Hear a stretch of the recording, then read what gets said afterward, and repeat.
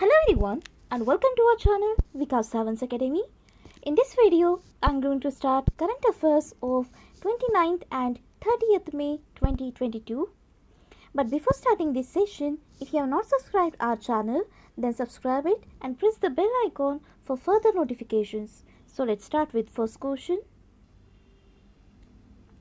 Africa Day is observed on which of the following date? इसका right answer है B, that is May 25. तो ये observe किया जाता है to spread awareness about the integrity of Organisation of African Unity that is remodelled into African union.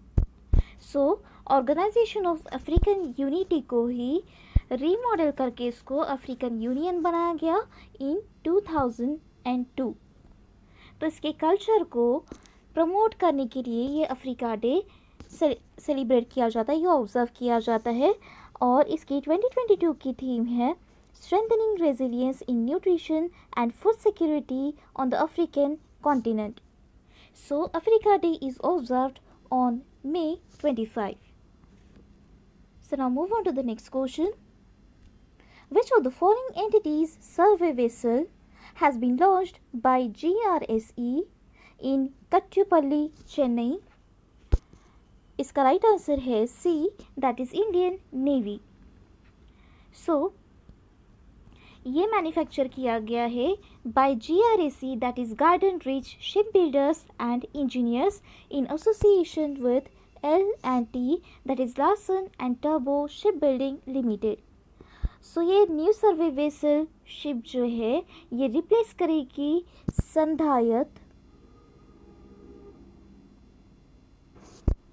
संधायत class survey ship को ये replace करेगी to collect oceanographic data. So which of the following entities survey vessel has been launched by GRSE in Kattupalli, Chennai? The right answer is C, that is Indian Navy. So now move on to the next question. Which of the following entity launched loan against shares scheme? इसका right answer है A, that is Tata Capital. So इस scheme में digital financing avail की जाएगी in which customers can avail loan up to ₹5 crore. So by pledging dematerialising shares digitally, मतलब ये digitally shares dematerialise होंगे और ये फैसिलिटेट करेगा NSDL, that is National Securities Depository Limited. So, Tata Capital launched loan against shares scheme. तो हम देखते हैं next question. Which of the following ministry released National Achievement Survey Report 2021? इसका right answer है D, that is Ministry of Education. So इसका purpose है school education system की quality को चेक करना by conducting evaluation survey of students learning competencies. और ये जो लर्निंग कॉम्पिटेंसीज जो चेक की जाएगी वो चेक की जाएगी ऑफ क्लास 3, 5, 8 एंड 10. और ये 3 साल के पीरियड के लिए ये सर्वे चलेगा. So Ministry of Education release national achievement survey report 2021. तो हम देखते हैं next question. Which of the following documentary film won L'Oeil d'Or 2022 award at Cannes? इसका राइट आंसर है C, that is all the breaths. So ये जो documentary film है ये 90 मिनट की फिल्म है जिसमें ये 2 ब्रदर्स पे बेस्ड है, दैट इज़ मोहम्मद सऊद और नादिम शहजाद, जो कि इंजर्ड बर्ड को रेस्क्यू करके उनको ट्रीट करते हैं, मतलब बर्ड को ट्रीट करते हैं, स्पेशली ब्लैक काइट्स को नियर दिल्लीज वजीराबाद. तो ये एक शॉर्ट स्टोरी है इस all the breaths documentary film की, जिसे लियोएल दी और 2022 अवार्ड मिला है एट कांस. तो हम देखते हैं next question. How many hydropower projects to be launched by India in Jammu and Kashmir and Himachal Pradesh? इसका राइट आंसर है D, that is 10 hydro projects. So ये 10 हाइड्रो प्रोजेक्ट्स लॉन्च किए जाएंगे to utilise water under Indus water treaty, जिसकी total capacity होगी 6.8 gigawatt. सो इससे water का complete utilisation हो सके, इसलिए ये प्रोजेक्ट लॉन्च किया जा रहा है under Indus water treaty with Pakistan. और ये प्रोजेक्ट NHPC लिमिटेड इम्प्लीमेंट करेंगे with an investment of ₹68,000 crore. So total 10 hydropower projects to be launched by India in Jammu and Kashmir and Himachal Pradesh. तो हम देखते हैं नेक्स्ट क्वेश्चन।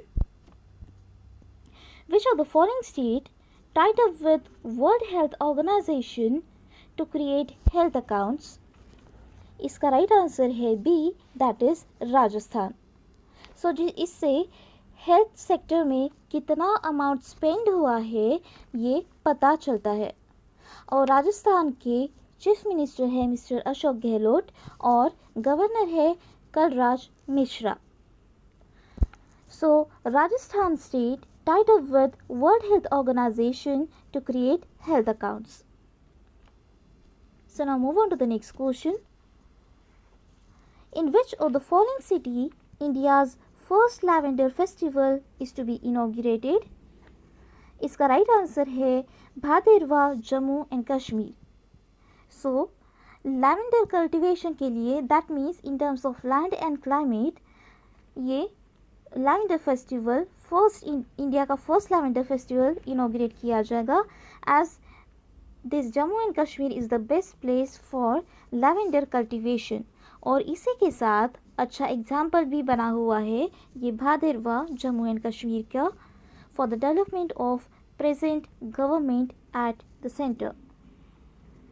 सो इसी तरह ये भादेरवा जम्मू एंड कश्मीर में इंडिया का फर्स्ट लैवेंडर फेस्टिवल इनॉग्रेट किया जाएगा। So now move on to the next question.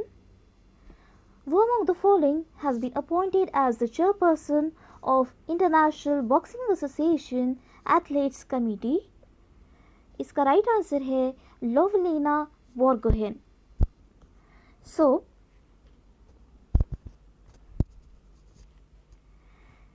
ये जो लोवलीना बोर्गोहेन है ये अपॉइंट हुए as the chairman of International Boxing Association athletes committee.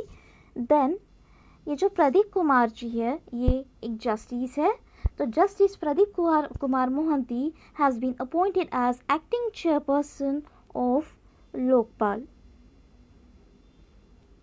और इन्होंने रिप्लेस किया है पिनाका चंद्र घोसे को। तो हम देखते हैं next question. Who among the following received excellence in cinema award? इसका राइट आंसर है B, that is Nawazuddin Siddiqui. तो इन्हें ये अवार्ड इनके सिनेमा में कंट्रीब्यूशन के लिए मिला है, that means at French Riviera film festival. और एमी अवार्ड विनिंग एक्टर जो है that is Vincent de Paul, तो इन्होंने ये अवार्ड नवाजुद्दीन सिद्दीकी पर बिस्टो किया है। So, actor Nawazuddin Siddiqui received Excellence in Cinema Award at French Riviera Film Festival. तो ये थे आज के हमारे 29th and 30th में 2022 के current affairs. So that's all for today. Thank you.